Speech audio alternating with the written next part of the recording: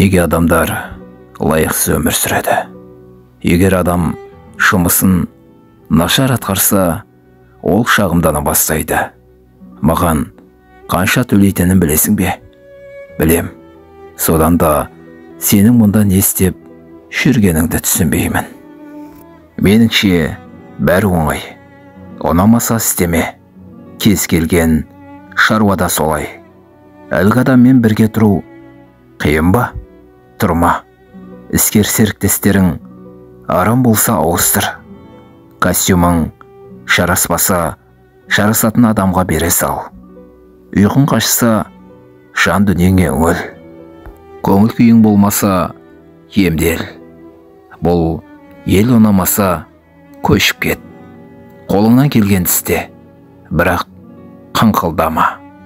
Егер ештеңе істемесең, әрі ештеңе өзгертуге құлықты болмасаң, ендеше саған осылай өмір сүрген ұнайды деген сөз. Ар-жданыңа адал бол. Саған осы өмір жеткілікті. Қыңқылдаған оңай, шағымданған оңай, қайғырған оңай, құрбан болған оңай, жұрттың бәрі саған аяушылық танытқаны ұнайды. Сен үшін бәрін шешіп көмектескендер ұнайды. Өз өміріңді уыстан шығарған ұнайды. Түк бітірмеу, тыныш өмір, бәрі анық, болжаулы. Бұл сенің жайлы орының. Боқсыздікте өмір сүру сенің жайлы мекенің. Бар мағына осыда. Өмірдің үлкен мағынасы. Құрбандық болмасаң, кімсің? Егер шағымданбасаң, не істер едің? Бірдеңе істеу керек болады ғой. Егер жаным қысылды, бірақ маңдайға жазғанға төзіп келем демесең, не қалады? Ол маңдайға жазғанды тастап қайда бармақсың?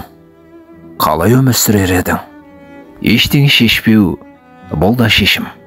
Ештеңені өзгертпеу, бұл да таңдау. Егер сен осыны таңдасаң, сол таңдауыңа лайық бол. Соны мойында, бонусыңды ал. Басқалардың мазасын алма. Ешкім сенің ойын ережеңе көнуі тиіс емес. Мойында, сен өзің қалаған жердесің. Бар шындық осы.